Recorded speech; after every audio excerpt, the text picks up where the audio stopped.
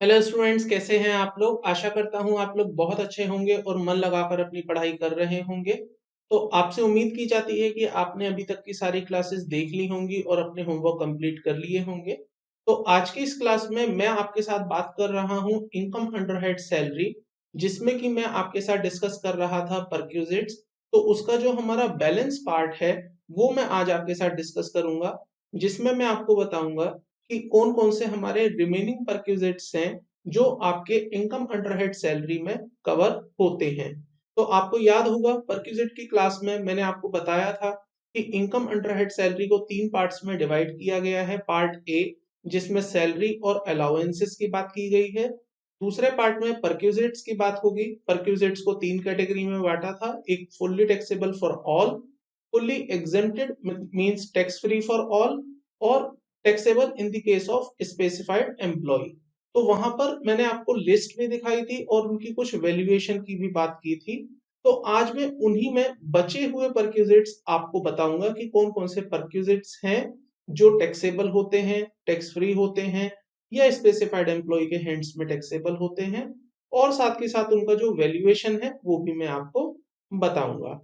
तो चलिए सीधा क्लास को स्टार्ट कर लेते हैं, देख लेते हैं कौन कौन से परक्यूजिट्स हैं जो हमें यहाँ पर डिस्कस करने हैं। तो देखिए, जैसे ही आप यहाँ पर आएंगे पेज नंबर 13 पर, तो 13 तक ऑलरेडी मैं आपको एक्सप्लेन कर चुका था। अब हमारे सामने है यहाँ पर obligation of the employment by the employer. तो आपको याद होगा, एक बार वापस आइएगा अपने इस पेज पर जहां पर मैंने आपको बताए थे परक्यूजिट्स कितने तरह के होंगे। तो वहां पर तीन कैटेगरीज मैंने आपको बताई थी। वापस उसी पेज पर आ जाते हैं। सबसे पहले कैटेगरी मैंने आपको बताई थी perquisites which are taxable for all, जिसके अंदर सबसे पहला था आरएफए, दूसरा था accommodation on a concession rate in rent. उसके बाद फिर यहाँ पर था कोई भी अगर लाइफ एश्योरेंस पॉलिसी के लिए पेमेंट की जाती है bye the employer. Fifth number पे था स्वीट इक्विटी, जो मैं आज आपके साथ डिस्कस करूंगा। Then aggregate amount of any contribution, ये भी मैं आपको बताऊंगा अलग से। एनुअल एक्रीशन वाला पॉइंट मैंने आपके साथ डिस्कस किया था डिटेल में, इसके साथ इसकी बाद में बात करूंगा। उसके बाद एनी अदर बेनिफिट्स और एम्यूनिटीज में मैंने आपको 8 बेनिफिट और एम्यूनिटीज बताई थी और इसकी भी वैल्यूएशन हम ऑलरेडी कर चुके हैं। फिर उसके बाद मैंने आपको बताए थे वो परक्यूजिट जो टैक्स फ्री होते हैं सभी केसेस में, तो इसकी हम कोई और डिटेल में बात नहीं करेंगे। तो ये वाले परक्यूजिट तो आप जहां भी देखें वहां पर टैक्स फ्री कर दीजिएगा, इन पर कोई भी टैक्स नहीं लगाया जाएगा, बशर्ते जो इनकी इंटरनल कंडीशंस हैं वो अपनी यहाँ पर पूरी होनी चाहिए। इसके बाद फिर मैंने आपको बताया था वो परक्यूजिट जो कि स्पेसिफाइड एम्प्लॉइज के हाथ में टैक्सेबल होते हैं।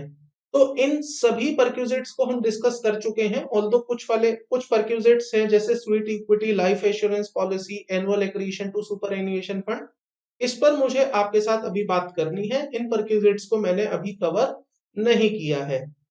अब इन सभी परक्यूजिट्स को देखने के बाद यहां पर एक परक्यूजिट और है which is not a perquisite, it is just a normal provision, जहां पर आपको ये बताया गया है कि अगर कोई ऑब्लिगेशन है जो कि एम्प्लॉय की ऑब्लिगेशन है और उसको एम्प्लॉयर मीट कर देता है या उसको पे कर देता है, तो उस केस में भी आपका यह परक्यूजिट बन जाएगा।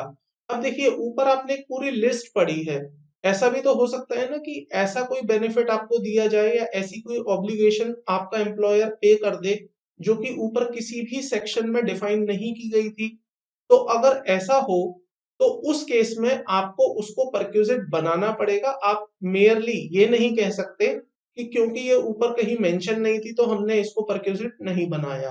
तो परक्यूजिट के अंदर आपको ध्यान रखना है कि जो ऊपर बातें आपको बता दी गई हैं वो तो परक्यूजिट है ही है। अगर इसके अलावा कोई और आपकी ऑब्लिगेशन मीट कर देता है आपका एम्प्लॉयर, तो वो भी आपके लिए परक्यूजिट बन जाता है। देखिएगा क्या लिखा है इसके लिए यहाँ पर। Perquisite covered under section 17 subsection 2 clause 4 are also known as a monetary perquisites। आप उसे monetary perquisite के नाम से जानते हैं, ठीक है। Section 17 subsection 2 clause 4 cover those cases where any obligation of the employee is met by the employer either by way of direct payment or by way of a reimbursement। या तो आपने उस फैसिलिटी की सीधा पेमेंट अपने employer से करवा दी है या आपने उससे पैसे लेके उसका रिम्बर्समेंट क्लेम कर लिया है।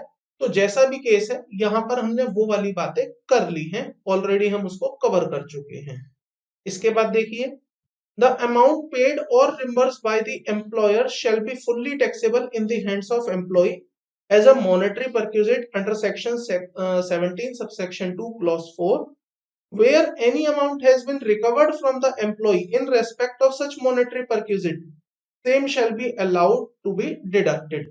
तो ये एक जनरल रूल हमने आपको पहले ही बता दिया है कि अगर आप एम्प्लॉय से कुछ रिकवरी कर लेंगे तो उसको माइनस कर दिया जाएगा while computing the value of perquisite।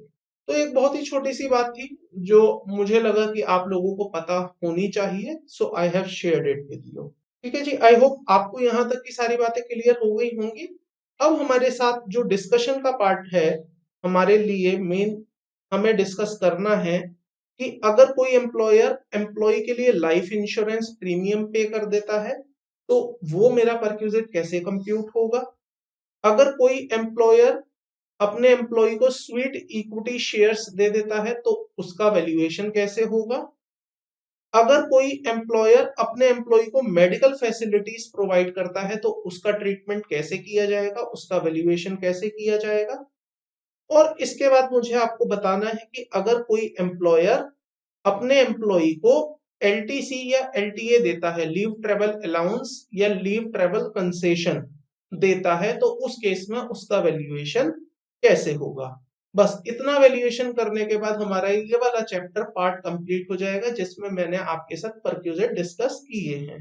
तो चलिए, आज की पूरी क्लास में केवल हमारे पास 4 टॉपिक रहेंगे। इन 4 टॉपिक का वैल्यूएशन समझेंगे और इस चैप्टर को कंप्लीट कर देंगे, इस वाले पार्ट को कंप्लीट कर देंगे। Then we will look forward for the part 3 जो कि हमारा रिटायरमेंट बेनिफिट्स है और उसका वैल्यूएशन है। आइएगा, सबसे पहले एलआईसी की बात कर लेते हैं। तो देखिए, समटाइम क्या होता है, एम्प्लॉय की एलआईसी जिसका प्रीमियम एम्प्लॉयर पे कर देता है, तो अगर ऐसा कभी होगा तो वो भी आपके लिए परक्यूजिट बन जाएगा। बहुत ही सिंपल सा रूल है, अगर एम्प्लॉय की कोई लाइबिलिटी या एम्प्लॉय की कोई खर्चे आपका एम्प्लॉयर पे कर देता है तो वो भी आपके लिए एक बेनिफिट है, वो भी आपके लिए एक फैसिलिटी है और उस केस में वो आपके लिए परक्यूजिट है। अब क्वेश्चन आता है वैल्यू ऑफ द परक्यूजिट क्या होगी। तो वैल्यू के लिए हमें सेक्शन देखना होगा। सेक्शन हमें बताएगा what should be the value of the perquisite. चलिए देखते हैं क्या लिखा हुआ है इसके लिए। यहाँ पर life assurance premium paid by the employer to LIC or any other insurance company for a life insurance policy taken in the name of employee or any other member of his family shall be taxable in the hands of employee as a perquisite। तो ये वही बात है जो मैंने आपको बताई कि अगर आपकी इंश्योरेंस पॉलिसी का कोई प्रीमियम या आपके फैमिली मेंबर के इंश्योरेंस पॉलिसी का कोई प्रीमियम आपका एम्प्लॉयर पे कर देगा तो वो वैल्यू आपकी परक्यूजिट की वैल्यू बन जाएगी। The employee shall be entitled to claim a deduction under section 80C। तो ये वाला पार्ट आप डिडक्शन पे समझ पाएंगे, अभी आपको हो सकता है ना समझ आए बट फिर भी मैं आपको बता देता हूं। जैसे ही आपका एम्प्लॉयर आपका एलआईसी प्रीमियम पे करता है तो वो आपकी इनकम बन जाती है, लेकिन अल्टीमेटली वो प्रीमियम एलआईसी को तो गया है। तो एक सेक्शन है 80C डिडक्शन का, वो ये कहता है कि अगर कोई पर्सन अपना लाइफ इंश्योरेंस प्रीमियम पे करेगा तो उसे 80C में डिडक्शन मिल जाएगी। तो सपोज कीजिए आपके एम्प्लॉयर ने 1 लाख रुपए आपका इंश्योरेंस पे कर दिया, तो मैंने उसे आपकी इनकम बना दिया। क्यों बना दिया? क्योंकि ये परक्यूजिट है। अब क्योंकि ये परक्यूजिट है और ये इनकम बन चुका है तो इसका आपको बेनिफिट भी तो मिलना चाहिए, क्योंकि अल्टीमेटली तो एलआईसी को पैसा पहुंच गया, तो इसको आपको 80C में माइनस भी कर दिया जाएगा। अब सपोज कीजिए अगर ये परक्यूजिट ना बनता, आपकी इनकम बन जाती, इनकम ना बनती और फिर मैं आपको 80C में बेनिफिट देता, तो आप ये कहते सर ये तो डबल बेनिफिट हो गया, आपने प्रीमियम पे भी नहीं किया और 80C में बेनिफिट भी उठा लिया। तो यहाँ पर ऐसा नहीं है, यहाँ पर ये कहा गया कि अगर एम्प्लॉयर प्रीमियम पे करता है तो क्योंकि एम्प्लॉयर ने प्रीमियम पे किया, मैं पहले इसे आपकी इनकम बनाऊंगा, इनकम में जोड़ूंगा, और अगर मैंने आपकी इनकम जोड़ दी है तो फिर मैं आपको एटीसी में इसकी डिडक्शन भी दे दूंगा। आई होप आपको समझ आ गया होगा। अब पढ़ के देखिए क्या लिखा है।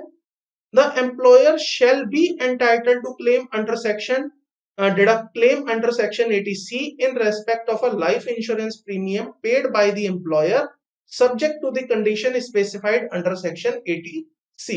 80C में जो कंडीशन है अगर आप वो पूरी कर देंगे तो आपको बेनिफिट मिल जाएगा। Other insurance premium like accident insurance premium, group insurance premium, etc. shall not be regarded as a perquisite for the employee because such schemes are generally for the benefit of the employer and not for the employee। तो अगर group insurance policy ली जाती है, accidental policy ली जाती है with in the organisation और वो एक group के लिए ली गई है, मल्टीपल एम्प्लॉइज के लिए ली गई है, तो इसे आप परक्यूजिट नहीं मानेंगे क्योंकि एज पर लॉ इसको क्या समझता है कि it is not for the personal benefit of the employ, it is for the benefit of employer. चलिए, payment reimbursement of mediclaim insurance premium by an employer for a policy taken in the name of employ और his family member is exempt in the hands of employ. तो अगर reimbursement किए जाते हैं चाहे वो policy उस एम्प्लॉय के नाम पर है या उसके फैमिली मेंबर के नाम पर है तो वो यहाँ पर एग्जेम्प्ट हो जाएंगे। तो इसको आप हाईलाइट कर लीजिएगा। Payment reimbursement of medical insurance premium by an employer for a policy taken in the name of employ और his family is exempt in the hands of employ. Clear है यहाँ तक? तो ये पार्ट था स्टूडेंट्स आपका लाइफ इंश्योरेंस पॉलिसी को लेकर कि अगर कोई एम्प्लॉयर अपने एम्प्लॉय के लिए लाइफ इंश्योरेंस पॉलिसी का प्रीमियम पे करता है तो वो एम्प्लॉय के हाथ में परक्यूजिट हो जाएगा और वो टैक्सेबल भी हो जाएगा। तो ये पॉइंट मैंने आपको लिस्ट में यहां पर दिखाया था जब मैंने आपको बताया था कि इसके बारे में मैं आपसे बाद में बात करूंगा। जब हम लिस्ट देख रहे थे तो पॉइंट नंबर 4 पे मैंने आपको बताया था amount payable by employer directly or indirectly to affect an assurance on the life of SSC। ये आपका परक्यूजिट यहां पर डिस्कस करवा दिया गया है एंड अकॉर्डिंगली आप इसकी इंप्लीकेशन समझ गए हैं कि अगर कोई एम्प्लॉयर किसी एम्प्लॉय का इंश्योरेंस प्रीमियम पे करता है तो वो परक्यूजिट बन जाएगा और वो टैक्सेबल भी हो जाएगा। चलिए नेक्स्ट आते हैं हम स्वीट इक्विटी शेयर्स पर। तो स्वीट इक्विटी शेयर्स क्या होते हैं? सस्ते दाम पर आपको कंपनी के शेयर्स दे दिए जाते हैं। सस्ते दाम पर आपको कंपनी के शेयर दे दिए जाते हैं। The value of perquisite under section 17 subsection 2 clause 6 shall be calculated as below. तो यहां पर क्या होता है स्टूडेंट्स, जब आपका एम्प्लॉयर आपको सस्ते प्राइजेस पर शेयर दे देता है, सस्ते प्राइजेस का मतलब मान लीजिए किसी शेयर की वैल्यू 1000 रुपए थी लेकिन वो आपको 200 रुपए में दे दिया गया है तो आपको यहाँ पर बेनिफिट पहुंचाने की कोशिश की गई है 800 रुपए की। तो ये 800 रुपए आपका परक्यूजिट बना दिया जाएगा। कैसे बनेगा देखिएगा। यहां पर जो वैल्यू कैलकुलेट होगी वो कुछ इस तरह से होगी। FMV of the share, FMV का मतलब आप समझ सकते हैं 1000 रुपए, या security on the date of exercising the option, मतलब जो भी उसकी शेयर की या सिक्योरिटीज की एफएमवी थी उस दिन। तो यहां पर आप रख के देखिए एक बार, 1000 रुपए एफएमवी थी, माइनस कर देंगे हम इसमें से amount recovered from the employee, employee से जो भी आपको पैसा मिल गया। कितना पैसा मिला? 200 रुपए आपने उससे ले लिया, आपने बोला 1000 की चीज मैं आपको 200 में दे दूंगा और मल्टीप्लाई कर देंगे इसमें number of shares allotted to employee. तो मान लीजिए 800 रुपए का बेनिफिट पहुंचाया गया है और ऐसे करके मैंने आपको 100 शेयर दिए हैं तो मैंने 800 इंटू 100 80,000 रुपए की वैल्यू का बेनिफिट आपको दिया and hence this 80,000 is going to be taxable in the hands of employee as a perquisite. अब सपोज कीजिए एम्प्लॉय को ये शेयर 200 रुपए में मिल गया, 200 रुपए में मिलने के बाद 800 रुपए आपने उसका परक्यूजिट मानते हुए उसको इनकम टैक्स पे करवा दिया। देखिए 200 रुपए में तो उसने खरीदा ही था अपने एम्प्लॉयर से, 800 रुपए आपने उसकी इनकम में जुड़वा दिए थे एज ए परक्यूजिट। तो अब अल्टीमेटली उसको कितने का पड़ा? 1000 रुपए का। तो अगर ये मुझसे कोई पूछे कि बताइए एम्प्लॉय के हाथ में उस शेयर की कॉस्टिंग कितनी आई, तो आप क्या बोलोगे, 200 रुपए आई या 800 रुपए आई या 1000 रुपए आई? तो आंसर आएगा 1000 रुपए आई। क्यों 1000 आई? देखो 200 तो उसने पे ही करे थे अपने एम्प्लॉयर को, 800 रुपए आपने परक्यूजिट मानते हुए इनकम में जोड़ दिए थे और उस इनकम पर टैक्स बना दिया था। तो अब उसके लिए जो कॉस्ट ऑफ एक्विजिशन होगी वो यहाँ पर 200 या 800 नहीं होगी, सीधा सीधा 1000 रुपए हो जाएगी। पढ़िएगा, if such share or security are subsequently sold by the employee, the cost of acquisition of such share or security shall be the FMV of share. तो FMV कितनी थी यहाँ पर, 1000 रुपए, and as on the date of exercising the option. उस दिन जो भी FMV थी, जिस दिन ये उसको मिले हैं शेयर, उसने एक्सरसाइज किया है इस ऑप्शन को, वो वैल्यू आपकी कॉस्ट ऑफ एक्विजिशन बन जाएगी। तो ये क्लॉज बात करता है कॉस्ट ऑफ एक्विजिशन के बारे में। अब बात आती है कि एफएमवी कैसे कंप्यूट की जाएगी। तो एफएमवी का मतलब है फेयर मार्केट वैल्यू। आपको पता होगा, अगर आपको नहीं पता है तो मैं बता देता हूं। शेयर्स जब भी देखेंगे तो शेयर्स आपके दो तरह के होते हैं, एक लिस्टेड शेयर्स, एक अनलिस्टेड शेयर्स। लिस्टेड का मतलब जो स्टॉक एक्सचेंज में ट्रेड होते हैं, अनलिस्टेड का मतलब जो स्टॉक एक्सचेंज में ट्रेड नहीं होते हैं, स्टॉक एक्सचेंज में ट्रेड नहीं होते हैं। तो यहां पर आपको क्या करना है, अगर कोई शेयर आपका लिस्टेड है, स्टॉक एक्सचेंज में लिस्टेड है, तो वहां से आपको पैसा, तो उसकी प्राइसिंग पता चल जाएगी, उसका क्या रेट था उस दिन वो भी पता चल जाएगा। स्टॉक एक्सचेंज वाले डेली का रेट इश्यू करते हैं, हर हर मिनट का रेट इशू होता है, हर सेकंड्स का रेट इशू होता है, तो वहां से आप रेट लीजिएगा।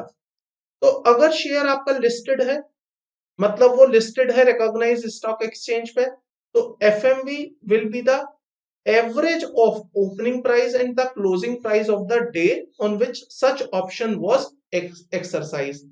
तो जो भी आपका ओपनिंग प्राइस था, मान लीजिए शेयर का प्राइस खुला था 275 रुपए पर और शाम को बंद हो गया था वो 125 रुपए पर, तो उसका जो एवरेज प्राइस आ गया, this plus 125 divided by 2, it means it is 200। तो 200 रुपए आप वहां पर एफएमबी कंसीडर कर लेंगे। इसके आगे देखिएगा, if share are listed on a more than one recognised stock exchange, मतलब एनएससी और बीएससी, आप ऐसे समझ सकते हैं, हमारे इंडिया में दो स्टॉक एक्सचेंज है, एनएससी एंड बीएससी, और दोनों पर मान लीजिए अलग अलग प्राइस आ रहा है, then on the date of exercising the option, opening price and the closing price of that stock exchange shall be taken into consideration, which records the highest volume of the trading in shares on a that day. तो जिस भी stock exchange में उसका सबसे ज्यादा trade हुआ होगा volume base पर, उस वाले स्टॉक एक्सचेंज का रेट आप वहां पर कंसीडर कर लेंगे। तो आपको एग्जाम पॉइंट ऑफ व्यू से बता दूं, यहां पर आपको रेट्स याद नहीं रखने, कौन सा शेयर किस दिन कितने का था ये सब आपको याद नहीं रखना है। ये सारी डिटेल्स आपको दी जाएंगी एग्जाम में कि किस दिन क्या शेयर था, क्या उसकी वैल्यू थी, ओपनिंग वैल्यू क्या थी, हाईएस्ट क्लोजिंग वैल्यू क्या थी, वो आपको सब दिया जाएगा। अब इसके बाद बात आती है, अगर कोई शेयर अनलिस्टेड शेयर है, मतलब वो स्टॉक एक्सचेंज में रजिस्टर्ड नहीं है, लिस्ट नहीं है, तो उस केस में क्या होगा, FMV on a such situation shall be the value as determined by the merchant banker। तो जो मर्चेंट बैंकर होगा वो उस स्टॉक की वैल्यूएशन करेगा, एफएमवी कंप्यूट करेगा, और वो एफएमवी कंसीडर की जाएगी for the purpose of this section, जो स्वीट इक्विटी शेयर्स में हम पढ़ रहे हैं। आई होप आपको यहां तक की बात क्लियर हो गई होगी। आइएगा नेक्स्ट सेक्शन पर, ट्रीटमेंट ऑफ मेडिकल फैसिलिटीज। अगर आप अपने एम्प्लॉय को मेडिकल फैसिलिटीज देते हैं, देखिए अभी तक जो आपने पढ़ा है उसमें और इसमें एक डिफरेंस है। अभी तक आपने उसका मेडिकल इंश्योरेंस प्रीमियम पे किया था एक केस में, जो अभी हमने रिसेंटली पढ़ा 10 मिनट पहले या 5-7 मिनट पहले। एक केस में हमने उसको मेडिकल इंश्योरेंस करवा के दे दिया था, एक केस में हमने उसको मेडिकल ट्रीटमेंट के लिए लोन दिया था। अब यहां पर हम क्या कर रहे हैं, उसको मेडिकल ट्रीटमेंट की फैसिलिटी दे रहे हैं। हम उसे कह रहे हैं कि आप आओ, हम आपका मेडिकल ट्रीटमेंट करवा के देंगे। आप आओ, हम आपका मेडिकल ट्रीटमेंट करवा के देंगे। हम आपका कोई इंश्योरेंस नहीं कर रहे, हम आपको कोई पैसे नहीं दे रहे, हम आपको कोई लोन भी नहीं दे रहे, हम आपकी लाइफ इंश्योरेंस प्रीमियम भी नहीं पे कर रहे, बल्कि हम आपका मेडिकल ट्रीटमेंट करवाएंगे। इट मे बी एम्प्लॉयर का अपना हॉस्पिटल हो, इट मे बी कि एम्प्लॉयर ने हॉस्पिटल्स में टाई अप कर रखा हो कि अगर मेरा कोई एम्प्लॉय कभी बीमार हो जाता है या उसको कोई मेडिकल ट्रीटमेंट की जरूरत होती है तो आप उसका इलाज करेंगे और पैसे मैं आपको पे कर दूंगा। या हो सकता है उसने अपने नेटवर्क में हॉस्पिटल्स जोड़ रखे हो कि ये मेरे कुछ पैनलाइज्ड हॉस्पिटल पैनल में हॉस्पिटल्स हैं, तो कभी भी मेरा कोई एम्प्लॉय अगर मेडिकल ट्रीटमेंट करवाना चाहता है तो वो इन हॉस्पिटल्स में जाए और अपना ट्रीटमेंट करवा ले। आपको पता होगा गवर्नमेंट सेक्टर्स में एक सीजीएचएस स्कीम होती है, सेंट्रल गवर्नमेंट हेल्थ स्कीम, जहां पर सेंट्रल गवर्नमेंट का कोई भी एम्प्लॉय पर्टिकुलर किसी भी हॉस्पिटल में जाके जो उसके पैनल में होते हैं वहां पर अपना ट्रीटमेंट करवा सकता है। They don't have to pay anything, सारा खर्चा सेंट्रल गवर्नमेंट बियर करती है। तो ये वहां पर हम उन फैसिलिटीज की बात कर रहे हैं which are incurred by the government and by the employer in respect of the medical facilities given to the employee or their family members। पढ़िएगा, मेडिकल फैसिलिटीज और रिम्बर्समेंट इन इंडिया। तो अगर मान लीजिए आपको मेडिकल की फैसिलिटी दी गई कि अस्पताल जाओ इलाज करवा के आओ, पैसे नहीं देने, या ऐसे बोला कि अस्पताल जाना इलाज करवाना, इलाज करवाने में जो खर्चा आएगा वो खर्चा हम आपको वापस कर देंगे। इसकी टैक्सेबिलिटी हम समझना चाहते हैं परक्यूजिट के थ्रू कि परक्यूजिट में इसको कैसे टैक्सेबल किया गया है। The taxability of the expenditure incurred or reimbursed by an employer in connection with the medical treatment of the employee or any other member or his family in India shall be calculated as under। इसमें एक चीज पर आप confuse मत होइएगा, अगर आपके employer ने आपका इंश्योरेंस करा रखा है, मेडिकल इंश्योरेंस, और इंश्योरेंस कंपनी आपको रिम्बर्समेंट देती है तो वो ये यहां पर कवर नहीं है, वो अलग चीज है। अगर आपका इंश्योरेंस कंपनी ये कहती है कि जाइए हॉस्पिटल कैशलेस है, इलाज करवाइए, आपको पैसे नहीं देने, तो यहाँ पर हम उसकी बात नहीं कर रहे हैं। यहाँ पर हम बात किसकी कर रहे हैं कि आपका एम्प्लॉयर आपको पैसे दे रहा है या आपका एम्प्लॉयर आपको ये फैसिलिटी दे रहा है without any insurance.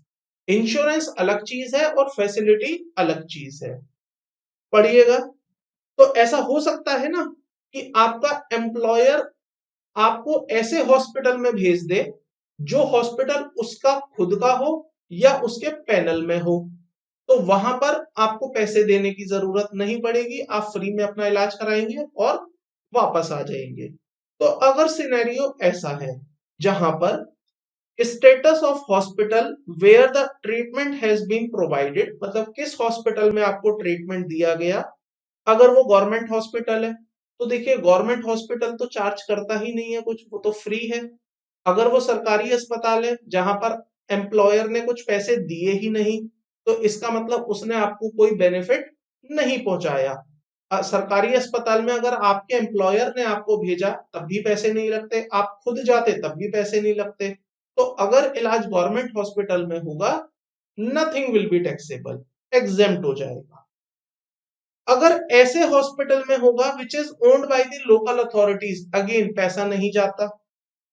Hospital owned and maintain by the employer, तो अगर एम्प्लॉयर भी हॉस्पिटल खुद मेंटेन कर रहा होगा तो उस केस में भी आपके हाथ में कोई भी अमाउंट टैक्सेबल नहीं होगा। एग्जाम्पल लीजिए, मैक्स हॉस्पिटल का एम्प्लॉयर अपने एम्प्लॉइज को मैक्स हॉस्पिटल में ही अगर ट्रीटमेंट दे दे और उनसे कोई पैसा चार्ज ना करे तो उस केस में आप एम्प्लॉइज के हाथ में कोई भी अमाउंट टैक्सेबल नहीं करेंगे। इसके बाद आता है any private hospital approved by the government, तो अगर आपको गवर्नमेंट द्वारा अप्रूव्ड प्राइवेट हॉस्पिटल में भी कुछ ट्रीटमेंट करवा दिया जाए तो उस केस में भी nothing will be taxable in the hands of employee. लेकिन अगर any private hospital not covered above, जो हमने ऊपर हॉस्पिटल की लिस्ट देखी, अगर आप उसमें कवर नहीं होते हैं, आप किसी दूसरे हॉस्पिटल में हैं, मान लीजिए मैक्स हॉस्पिटल का एम्प्लॉयर किसी दूसरे हॉस्पिटल में अपने एम्प्लॉइज का ट्रीटमेंट करवा दे, तो उस केस में क्या होगा? No amount shall be chargeable to tax if both the conditions listed below are satisfied. पहली कंडीशन, दूसरी कंडीशन, अगर दोनों कंडीशन आप सेटिस्फाई कर देते हैं तो कुछ भी टैक्सेबल नहीं होगा। और अगर मान लीजिए पहली और दूसरी कंडीशन सेटिस्फाई नहीं होती हैं तो क्या होगा? If any of the above two conditions are not satisfied, then total expenditure incurred by the employer during the relevant previous year is going to be taxable in the hands of employee as a perquisite. तो देख लेते हैं कौन सी दो condition है जो हमें यहाँ पर सेटिस्फाई करनी है ताकि हम टैक्स फ्री ताकि हम उस परक्यूजेट को टैक्स फ्री करवा पाए। पहली कंडीशन है private hospital has been approved by the commissioner of income tax. दूसरा, expenditure has been incurred on medical treatment of the diseases specified under rule 3A of the income tax rule। तो आपको ये diseases कौन कौन सी हैं ये याद नहीं रखनी है, आपके सिलेबस का पार्ट नहीं है कि कौन कौन सी डिसीजेस हैं जिसके ट्रीटमेंट के लिए आपको रूल 3 अप्लाई करना है। आपको एग्जाम में बताई जाएंगी कि आपने इस डिसीज का ट्रीटमेंट करवाया और ये डिसीज जो है स्पेसिफाइड डिसीज है। तो जैसे ही आपको दिखे ये स्पेसिफाइड डिसीज है तो इसका मतलब वहां पर आपकी ये वाली कंडीशन पूरी हो गई है। फिर आपको देखना है कि क्या वो ऐसे हॉस्पिटल में हुआ जो कि approved by the commissioner of income tax है। अगर ये कंडीशन भी पूरी है तो कुछ भी टैक्सेबल नहीं होगा। अगर दोनों में से एक कंडीशन पूरी नहीं है या दोनों ही पूरी नहीं है तो उस केस में आप टैक्सेबल कर देंगे जो भी एक्चुअली में वहां पर एक्सपेंडिचर इंकर हुआ होगा। तो जो भी एक्चुअल एक्सपेंडिचर इंकर हुआ है that is going to be taxable. यहां तक की बातें आपको क्लियर है? चलिए इसके बाद देखते हैं क्या लिखा है यहाँ पर। अब यहाँ पर हमें दिए गए हैं कुछ नोट जो हमें सिंपल पढ़ने हैं ताकि हमारी अंडरस्टैंडिंग भी डेवलप हो जाए और हमें इन चीजों का ध्यान भी रहे। सबसे पहला नोट है where the employee has incurred any expenditure on a medical treatment of self or any other member of his family and reimbursement is received from the employer, such reimbursement shall be taxable in a similar manner। मान लीजिए employer ने बोला आप उस hospital में इलाज करवाओ, पैसे दे आना, पैसे दे जाने के बाद मैं आपको रिम्बर्स कर दूंगा, तो ये रिम्बर्समेंट भी बिल्कुल वैसे ही टैक्सेबल होगी जैसे अभी हमने पीछे समझा है। नोट नंबर 2 देखिएगा, payment reimbursement of medical insurance premium by an employer for a policy taken in the name of employ और his family member is exempt in the hands of employ. तो ये तो हमने इंश्योरेंस वाले part में भी समझा था कि अगर कोई मेडिकल इंश्योरेंस का प्रीमियम आपका एम्प्लॉयर पे कर देता है तो उस केस में वो आपके हाथ में एग्जेम्प्ट हो जाएगा। देखिए ये बात मैंने आपको यहां पर भी बताई थी जब आपको पेमेंट ऑफ लाइफ इंश्योरेंस वाला पार्ट बताया गया था। यहां देखिए हाईलाइट करवाया था आपको कि अगर कोई पेमेंट और reimbursement of a medical insurance premium paid by the employer for a policy taken in the name of employ और his family member is exempted in the hands of employ, तो उस पर एम्प्लॉय को कोई tax नहीं देना होता है। नोट नंबर 3 देखिएगा, medical allowances receive by employee from his employer is fully taxable. इसको आप हाईलाइट करिएगा। अगर आपको मेडिकल अलाउंसेस मिलते हैं, मेडिकल इंश्योरेंस का रिम्बर्समेंट नहीं मिल रहा, मेडिकल इंश्योरेंस नहीं पे हो रहा, मेडिकल अलाउंसेस मिल रहे हैं तो वो आपके फुल्ली टैक्सेबल हो जाएंगे। इस बात को आप यहां से भी देखिएगा, जब आपको मैंने पार्ट ए कराया था जहां पर अलाउंसेस कवर करवाए थे, लिस्ट ऑफ अलाउंसेस, तो वहां 3 अलाउंसेस बताए थे, fully taxable, fully exempt, partial taxable, partial exempt. तो ये जो मेडिकल अलाउंसेस है ये फुल्ली टैक्सेबल के लिस्ट में लिखा हुआ था। तो मैंने बताया था जहां भी आपको ये मेडिकल अलाउंस दिखेगा आप इसे आंखें बंद करके टैक्सेबल कर दीजिएगा। फैमिली का मतलब यहाँ पर बताया गया है नोट नंबर 4 में कि फैमिली में कौन आएगा। तो फैमिली में आपका स्पाउस, मतलब अगर आप ही हैं तो आपकी शी उसमें आ जाएगी, अगर आप शी हैं तो ही उसमें कवर हो जाएगा। Children of the employee, dependent और इंडिपेंडेंट, मैरिड और अनमैरिड। तो बच्चे भी यहाँ पर आ जाएंगे, चाहे वो डिपेंडेंट है, चाहे इंडिपेंडेंट है, चाहे शादीशुदा है, चाहे अभी उनकी शादी नहीं हुई है। पेरेंट आ जाएंगे, ब्रदर्स आ जाएंगे, सिस्टर ब्रदर आएंगे, सिस्टर आएंगी of the employee provided they are dependent on him. तो माता पिता दोनों आ जाएंगे, भाई बहन दोनों आ जाएंगे, लेकिन अगर वो डिपेंडेंट है तभी वो आएंगे, अदरवाइज वो फैमिली के डेफिनेशन में कवर नहीं होंगे for the purpose of this section. तो इनकम टैक्स में जैसे मैंने आपको बताया था, इनकम अंडर हेड सैलरी में सैलरी का मीनिंग कई जगह पर अलग अलग लिया जाएगा। आपको याद होगा एचआरए में सैलरी का मतलब कुछ और था, आरएफए में सैलरी का मतलब कुछ और हो गया था। तो ऐसे ही इनकम टैक्स में ना फैमिली का मतलब कुछ और हो जाएगा। इनकम टैक्स में आप देखेंगे कहीं पर फैमिली का मतलब कुछ है, कहीं पर फैमिली का मतलब कुछ है, और कहीं पर फैमिली का मतलब कुछ और ही है। तो ये आपको हर जगह पर ध्यान रखना होगा, अपनी आंखों को ओपन करना होगा, दिमाग को भी ओपन करना होगा, और इस बात को अच्छे से समझना होगा कि किस सेक्शन में फैमिली का क्या मतलब लिया गया है। तो हर सेक्शन के हिसाब से हर अलग अलग जगह पर फैमिली का मतलब अलग अलग ही लिया गया है, और वो आपको बहुत अच्छे से याद रखना होगा। अब मान लीजिए आपको मेडिकल फैसिलिटी दी गई है आउटसाइड इंडिया, आपका इलाज इंडिया में नहीं हो पा रहा था, आपका इलाज करवाने के लिए आपको इंडिया के बाहर भेजा गया है। तो उस केस में टैक्सेबिलिटी कैसे आएगी, देखिएगा। The taxability of the expenditure incurred by an employer in connection with the medical treatment of the employee or any other member of his family outside India shall be calculated as under, जिसमें पहला क्या है, nature of expense incurred by the employer. अब उसमें nature देखना है आपको, जो एक्सपेंसेस है on a medical treatment of the employ और any other member of his family outside India. तो अगर कोई एक्सपेंस मेडिकल ट्रीटमेंट पर किया जाएगा, केवल ट्रीटमेंट पर जो एक्सपेंसेस होंगे वो एग्जेम्प्ट हो जाएंगे to the extent permitted by the RBI. तो आरबीआई आपको बताएगा कि कितना खर्चा आप यहां कर सकते हैं या कितना खर्चा आप टैक्स फ्री करवा सकते हैं। तो जो भी आरबीआई परमिट करेगा उतना अमाउंट आपका एग्जेम्प्ट हो जाएगा in the hands of employ. Expenses on stay in abroad, अब जब आप अब्रॉड में जाएंगे, हॉस्पिटल में आप ट्रीटमेंट करवाएंगे, तो ऐसा तो है नहीं सीधा आप हॉस्पिटल ही पहुंचेंगे और हॉस्पिटल से सीधा आप घर ही आएंगे। हो सकता है आपका रहने का भी खर्चा हो। चलिए आप नहीं रहेंगे तो आपके जो अटेंडेंट हैं वो तो रहेंगे। तो उस केस में जो आपका स्टे के ऊपर एक्सपेंसेस है, रहने के ऊपर जो खर्चा है, तो जो पेशेंट का खर्चा है और उसके साथ एक अटेंडेंट का खर्चा है, वो यहां पर एग्जेम्प्ट हो जाएगा to the extent permitted by the RBI. RBI जितना बोलेगी एग्जेम्प्ट है पेशेंट का, और पेशेंट के साथ जो एक अटेंडेंट है उसका।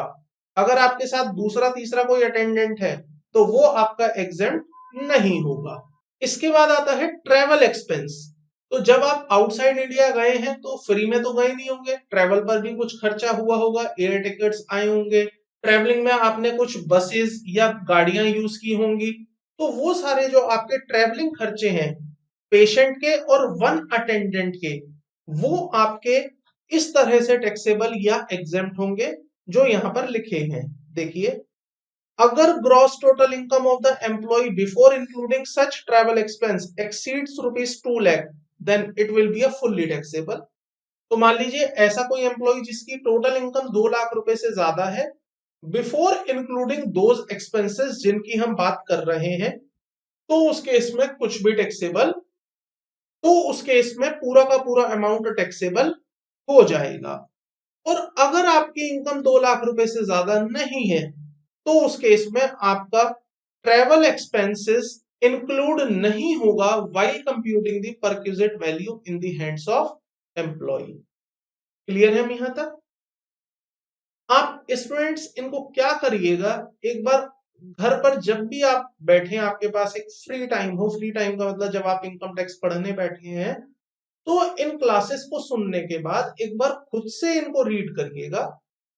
ये बहुत छोटे छोटे सेक्शंस हैं, इसमें ऐसी कहीं कोई टेक्निकलिटीज नहीं है। बस यहाँ पर प्रॉब्लम ये है कि ये बहुत छोटे छोटे बहुत सारी बातें हैं which you have to keep in your mind. तो जब आप इन क्लासेस को देख लें, इस क्लास को पूरा कर लें, आज की इस क्लास को जब आप पूरा देख लें, तो उसके बाद इन नोट्स को फिर से एक बार खुद से सेल्फ स्टडी पढ़िएगा कि यहाँ पर क्या लिखा हुआ है। आपको सारी बातें आसानी से समझ आ जाएंगी। और अगर आपको कहीं कंफ्यूजन आती है तो फिर आप इस वीडियो को दूसरी बार देखिएगा ताकि आपकी वो कंफ्यूजन दूर हो जाए। तो क्या करना है, पहले आपको वीडियो देखनी है, फिर आपको नोट्स खुद पढ़ने हैं बिना वीडियो के, और फिर आपको वीडियो देखनी है। अगर आपकी अंडरस्टैंडिंग में कहीं कोई प्रॉब्लम आ रही है, इश्यूज आ रहे हैं, गैप आ रहे हैं, या आप उन चीजों को नहीं समझ पा रहे हैं, या हो सकता है कि आप उन चीजों को मिस कर गए हैं, तो यहाँ पर आप इस तरह से इसकी तैयारी करिए। ये आपको सारे पॉइंट्स अच्छे से समझ आ जाएंगे। और रही बात प्रैक्टिकल अंडरस्टैंडिंग की, तो जब मैं आपको इनके क्वेश्चंस कराऊंगा, उन क्वेश्चंस के थ्रू तो आपको ये और इनकी जो कॉन्सेप्ट क्लैरिटी है वो आपको और ज्यादा स्ट्रांग हो जाएगी। तो न्यूमेरिकल क्वेश्चन करने के बाद तो आप इसे भूलेंगे ही नहीं, ये मेरा आपसे प्रॉमिस है, अगर आप कंसंट्रेशन के साथ इसको करते हैं। चलिए, आज का हमारा एक लास्ट परक्यूजिट है which is the leave travel allowances, leave travel concession. देखिए क्या है लीव ट्रेवल अलाउंस। आप काम करते हैं, काम करते करते हो सकता है बोर हो जाते हो, तो आपका एम्प्लॉयर बोलता है कि कहीं पर घूम के आओ, आउटिंग करके आओ। आप खुद भी जाओ, अपने फैमिली मेंबर्स को भी लेके जाओ, कहीं ट्रिप बनाओ बाहर घूम के आने का। तो उस केस में वो आपको लीव ट्रेवल कंसेशन देता है, या लीव ट्रेवल अलाउंसेस देता है, या लीव ट्रेवल असिस्टेंस देता है। अब ये भी आपके लिए परक्यूजिट है, और इसकी टैक्सेबिलिटी कैसे होती है ये इस सेक्शन में समझाया गया है, और वैल्यू क्या होती है वो भी यहां पर बताई गई है। देखिए, in some cases the employer may provide leave travel concession or assistance to his employee to go on a leave in any place in India, either alone or along with his family।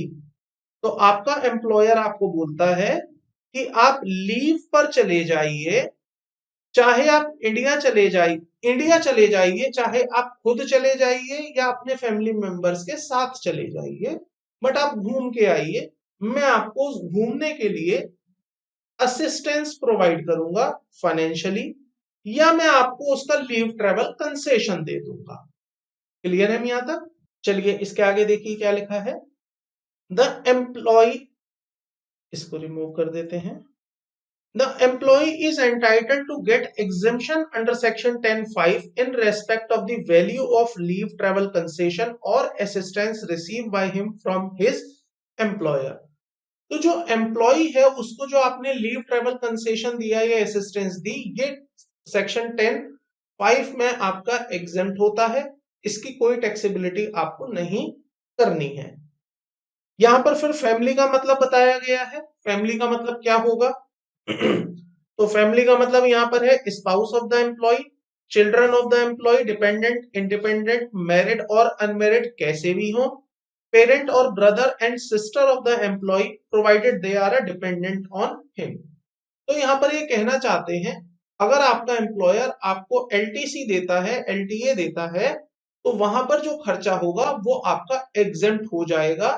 Under section 10(5) में आपको कोई income tax उस पर नहीं देना है। लेकिन condition है स्टूडेंट्स, कुछ कंडीशन है, वो मैं अभी आपको दिखाऊंगा क्या कंडीशन है कि कभी आपका एग्जेम्प्ट होगा और कितना आपका एग्जेम्प्ट हो जाएगा। नोट पढ़िएगा। No exemption is allowed for the third or subsequent child who is born on or after 1st of October 1998। The rule shall not be applicable in case of a multiple birth. तो आपको देखो यहाँ पर ऊपर बच्चों की कोई limit नहीं दी थी ना कि आप कितने बच्चे लेके जा सकते हैं, 1 2 3 4, आप कितने भी बच्चे लेके जाइए, कोई इशू नहीं है, आपकी फैमिली का पार्ट है, चिल्ड्रंस की कैटेगरी में इंक्लूड हो जाएंगे और आप उनके लिए बेनिफिट उठा पाएंगे, आप उनको ले जा सकते हैं। लेकिन यहाँ पर 1 अक्टूबर 1998 के बाद अगर कोई बच्चा बर्थ होता है, मान लीजिए आपका कोई चिल्ड्रन 1 अक्टूबर 1998 के बाद यहाँ पर कोई बर्थ लेता है, तो उस बच्चे को, उस चिल्ड्रन को आपकी फैमिली की डेफिनेशन में इंक्लूड नहीं किया जाएगा for the purpose of this section. तो आप यहां पर मान लीजिए 2 बच्चे हैं जो 1998 से पहले बॉर्न है, 1 अक्टूबर 1998 से, वो यहाँ इंक्लूड हो जाएंगे। बट अगर कोई तीसरा चौथा बच्चा 1998 के बाद 1 अक्टूबर के बाद बॉर्न हुआ है, तो वो यहाँ इंक्लूड नहीं किया जाएगा for the purpose of benefit of LTC। Clear है हम यहां तक? नेक्स्ट पेज पर आइएगा। क्वांटम ऑफ एग्जेम्पशन, अब बात कर लेते हैं कितनी एग्जेम्पशन आपको दी जाएगी। एग्जेम्पशन देंगे ये तो क्लियर है, कितनी देंगे इसके बारे में बात करते हैं। सो exemption available under section 10(5) shall be the least of the following, highlight कर लीजिएगा, least of the following, जो भी इसमें से कम होगा। पहला, actual expenditure incurred for the performance of the journey or amount determined as per the table given below। तो जो भी आपने एक्चुअल खर्चा किया वो, और जो अमाउंट आपको नीचे टेबल में एक्सप्लेन किया जाएगा वो, उन दोनों में से जो भी कम होगा वो आपका एग्जेम्प्ट हो जाएगा। तो मान लीजिए एक्चुअल अमाउंट आपने इनकर किया 1 लाख, लेकिन टेबल के हिसाब से आता है 90,000, तो आपका अमाउंट जो एग्जेम्प्ट होगा वो 90,000 रुपए एग्जेम्प्ट हो जाएगा और 10,000 रुपए आपका टैक्सेबल बन जाएगा। अब ये टेबल हमें समझनी है कि टेबल में कैसे बताया गया है कितना अमाउंट किसके लिए टैक्सेबल, किसके लिए कितना अमाउंट यहाँ पर डिफाइन किया गया है। चलिए सबसे पहले बात करते हैं, अगर आपकी जर्नी एयर से हुई है, आप दिल्ली में रहते हैं, आप अंडमान एंड निकोबार जो कि इंडिया का ही पार्ट है, आप वहां घूमने गए, एयर से गए, तो अगर आप एयर से गए तो एयर में आपको कौन सी वाली टिकट का किराया अलाउ किया जाएगा? Economy fare charge by the national carrier for the shortest route to the place of destination. तो दिल्ली से अंडमान का जो भी शॉर्टेस्ट रूट होगा, उस शॉर्टेस्ट रूट का इकोनॉमी फेयर जो होगा, जो कि एयरलाइन चार्ज करती होगी, नेशनल कैरियर जो चार्ज करता होगा, उतना किराया हम आपका एग्जेम्प्ट कर देंगे अगर आपने वो ट्रेवल एयर से किया है। अब देखिए अंडमान निकोबार जाना है, दिल्ली से सीधा अंडमान निकोबार जाने के लिए आपने एयर टिकट कराई, आप ऑल्दो अदर मोड से भी जा सकते थे, लेकिन आपने एयर टिकट कराई, मतलब आपने ट्रेवल एयर से किया।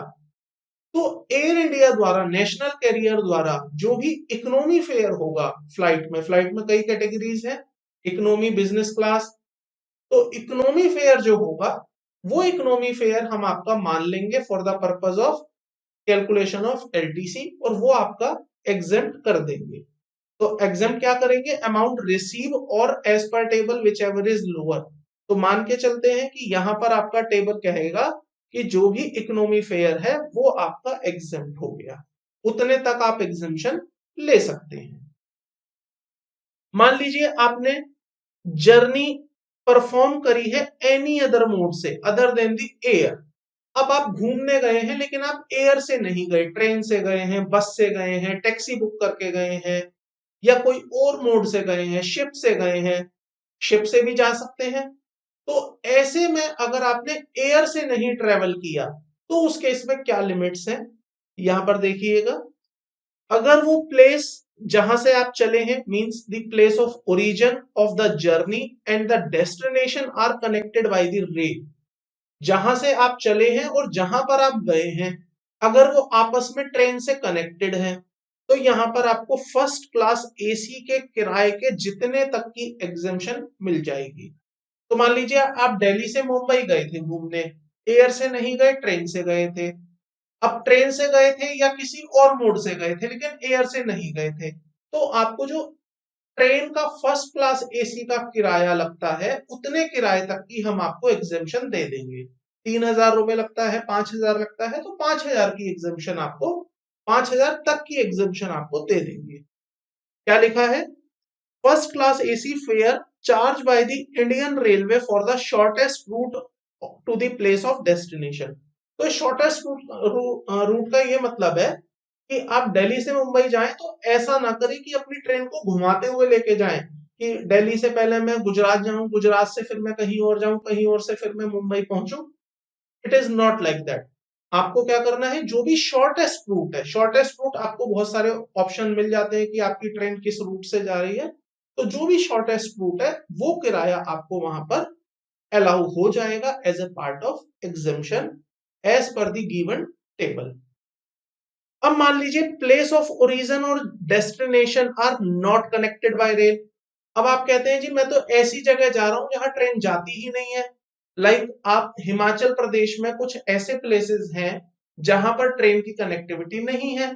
तो अगर आप ऐसे किसी प्लेस पर घूमने जा रहे हैं जहां पर ट्रेन कनेक्टेड नहीं है, तो उस केस में देखा जाएगा कि क्या वहां पर कोई रिकॉग्नाइज पब्लिक ट्रांसपोर्ट एग्जिस्ट करता है। रिकॉग्नाइज का मतलब जैसे कोई स्टेट लेवल के जो बस ऑपरेटर हैं, यूपी यूपी टूरिज्म की जो बस आती है, हिमाचल टूरिज्म की बस आती हैं, तो ऐसे हर स्टेट की अपनी टूरिज्म की बसेस हैं।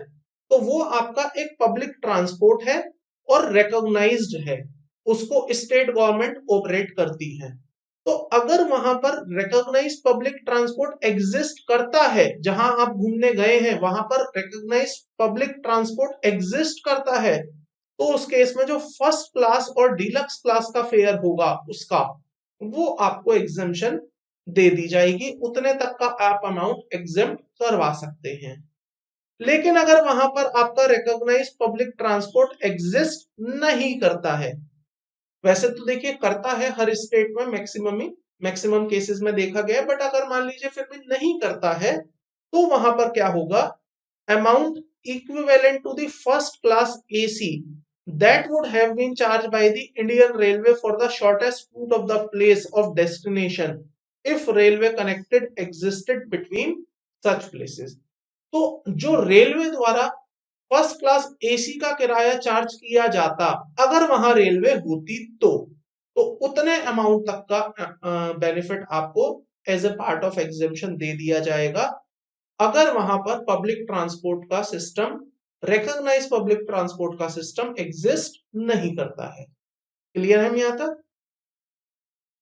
चलिए, अब एक एम्प्लॉय ये कहता है कि सर मुझे घूमने नहीं जाना, मुझे आप पैसे दे दो, मैं घूम तो बहुत आया हूं अपने खर्चे पर, अब आप मुझे बस पैसे दे दो, मैं घूमने नहीं जाऊंगा। तो अगर वो ऐसा कहता है कि भाई मुझे घूमने नहीं जाना, मुझे तो बस पैसे दे दो, तो उस केस में क्या होगा, वो आपका पूरा का पूरा अमाउंट टैक्सेबल हो जाएगा। देखिए क्या लिखा है नोट में, if LTC is encash, encash का मतलब आपने उसे कैश करवा लिया, without performing the journey, journey को परफॉर्म किए बिना, the entire amount receive by the employee would be taxable. तो जितना भी पैसा आपको मिलेगा उसके बदले में, वो सारा का सारा पैसा आपका टैक्सेबल हो जाएगा। क्लियर है यहां तक? इसके बाद देखिएगा एक छोटा सा नोट और है यहां पर, the above exemption is allowed only in respect of a traveling expenses on boarding and lodging, conveyance from residence to the railway station, airport, bus stand and back to the other expenses incurred during the journey will not be qualify for exemption। तो यहां पर ये कहना चाहते हैं कि जो आपके एक्सपेंसेस होंगे ऑन अ ट्रेवलिंग ओनली, वो ही आपके यहां पर एग्जेम्प्ट होंगे। ट्रेवलिंग के अलावा अगर आपके बाकी कोई खर्चे हैं, रहने का, लोकल कहीं घूमने का, उसके अलावा टैक्सीज का, एयरपोर्ट से घर से एयरपोर्ट आने का, बस स्टैंड जाने का, वो सारे खर्चे और आपके खाने पीने के भी खर्चे यहां पर एग्जेम्प्ट नहीं होंगे। यहां पर एग्जेम्प्ट क्या होगा, केवल ट्रेवलिंग का खर्चा। ट्रेवलिंग का मतलब आप फ्लाइट से गए थे तो इकोनॉमी क्लास का, ट्रेन से गए थे तो फर्स्ट एसी क्लास का, बसेस से गए थे तो बसेस का जो डीलक्स क्लास या फर्स्ट एसी आपकी क्लास है उसका, अगर वहां एग्जिस्ट नहीं कर रहा था तो उसके इक्विवेलेंट वाली वैल्यू आपको मिल जाएगी। लेकिन रहने का, खाने का, पीने का, लोकल घूमने का ये खर्चा हम आपको नहीं देंगे, इस खर्चे की हम आपको एग्जेम्पशन नहीं देंगे। क्लियर है हम यहां तक? चलिए अब बात करते हैं कि कौन एलिजिबल है इस एग्जेम्पशन को लेने के लिए और क्या एलिजिबिलिटी यहां पर दी गई है। देखिए, the assessee can claim exemption in respect of any two journey in a block of 4 year. तो यहां पर ये कह रहे हैं आपका हम एक ब्लॉक बनाएंगे 4 साल का, एक ये दूसरा ब्लॉक, ये तीसरा ब्लॉक होगा और ये चौथा ब्लॉक होगा। तो 4 सालों का एक ब्लॉक होगा जिसमें एक साल ये होगा, एक साल ये होगा, फिर एक साल ये आएगा और फिर एक साल ये आएगा। इन 4 सालों में आप 2 बार घूमने जा सकते हैं। आप यहां चले जाइए, आप यहां चले जाइए, फिर आपको यहां नहीं जाने देंगे, यहां नहीं जाने देंगे। आप यहां चले जाइए, यहां मत जाइए, फिर यहां चले जाइए, यहां मत जाइए। आप एक काम करिए, पहले 2 साल मत जाइए, यहां और यहां चले जाइए। आप ऐसा भी कर सकते हैं कि पहले 3 साल मत जाइए, आप एक ही साल में 2 बार घूम आइए। तो 4 सालों में 2 बार घूमने का आपको ऑप्शन दिया गया है। एक पूरा ब्लॉक होगा 4 सालों का। ब्लॉक अभी मैं आपको बताऊंगा कि कौन कौन से साल कौन कौन से ब्लॉक में आते हैं या कौन कौन से साल किस ब्लॉक में आते हैं। तो उन 4 सालों के ब्लॉक में आपको 2 बार परमिशन है घूमने की। आप 2 बार चले जाइए, आपको एग्जम्पशन दे देंगे। अगर कोई एम्प्लॉय कहता है मैं 4 बार घूमने जाऊंगा, यहां भी यहां भी यहां भी यहां भी, तो 2 बार एग्जम्पशन ले लेगा, 2 बार अपने टैक्सेबल पोर्शन पर जाएगा। एग्जम्पशन का बेनिफिट आपको 2 बार देंगे। I am repeating once again, आपको एग्जम्पशन का बेनिफिट 2 बार दिया जाएगा for the purpose of LTA LTC. देखिएगा, इस लाइन को बहुत ध्यान से पढ़िएगा। If SSC has not availed ITC exemption in a particular block, whether for both the journey or for one of the journey, आपने एक ब्लॉक में, अच्छा ये वाला पॉइंट अगला है तो इसको भी मैं कवर करा देता हूं। मान लीजिए आप इस पूरे ब्लॉक में एक बार घूमने नहीं गए, एक भी बार घूमने नहीं गए, आपकी 2 जर्नी लैप्स हो रही थी, तो आप उसमें से एक जर्नी अपनी कैरी फॉरवर्ड कर सकते हैं अगले ब्लॉक के लिए। मान लीजिए 4 साल का ब्लॉक था, आप एक भी बार घूमने नहीं गए, तो एक जर्नी आप कैरी फॉरवर्ड कर दीजिए, अगले ब्लॉक में आप 3 बार जा पाएंगे। मान लीजिए आप एक बार घूमने गए, तो जो एक जर्नी बची है आप उसको भी कैरी फॉरवर्ड कर सकते हैं, अगले ब्लॉक में आप 3 बार चले जाएंगे। अगर आप इस ब्लॉक में दोनों बार घूमने नहीं गए, तो आपकी जो maximum carry forward of the journey होगी वो एक होगी। एक आपकी लैप्स कर देंगे, एक आपकी अगले ब्लॉक में भेज देंगे। तो आप नेक्स्ट ब्लॉक में 3 बार घूमने जा सकते हैं with the help of with getting the exemption under section 10(5). पढ़िएगा, maximum one journey can be carry forward and such carry forward journey should be undertaken during the first year of the next block। और ये जो हमने आपकी carry forward करी है एक journey, ये आपको अगले ब्लॉक के पहले वाले साल में ले लेनी है। तो जब अगला ब्लॉक आएगा और उस अगले ब्लॉक का पहला वाला साल आएगा, आपको इस पहले साल के अंदर इस जर्नी को अवेल करना होगा। अगर अगले ब्लॉक में पहले साल आप घूमने नहीं गए, तो वो वाली जर्नी भी आपकी लैप्स हो जाएगी। आगे देखिए, such carry forward journey shall not be taken into account for the determining the tax exemption for 2 journey. तो ये अलग है, वो 2 जर्नी आपकी एज इट इज है, उससे इसका इस carry forward of the journey का जो पिछले ब्लॉक से उठ के आई है, उसका आपकी आगे वाली जर्नीज पर कोई इंपैक्ट नहीं होगा। For this purpose first block of 4 year was 1986 to 89।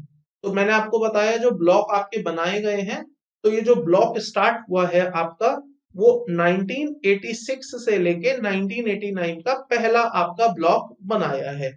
Similarly 90 से लेके 93 का आपका दूसरा ब्लॉक बना है, और ये चेन ऐसे ही चलती गई है हर 4 साल की।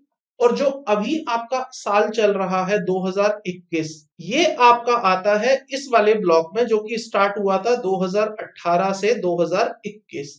और इसके बाद जो ब्लॉक है वो 2022 से लेके 2025 का ब्लॉक है।